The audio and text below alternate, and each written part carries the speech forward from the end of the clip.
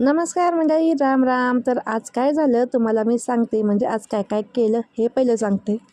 आजचा वार आहे मंगळवार आणि मी इथे करत आहे पुरणपोळ्या.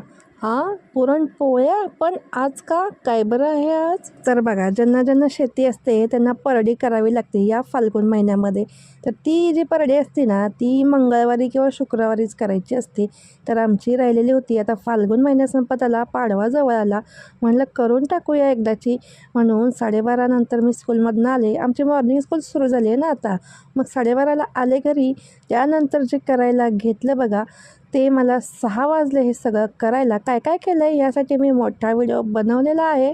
तर तुम्ही तो व्हिडिओसुद्धा चेक करू शकता.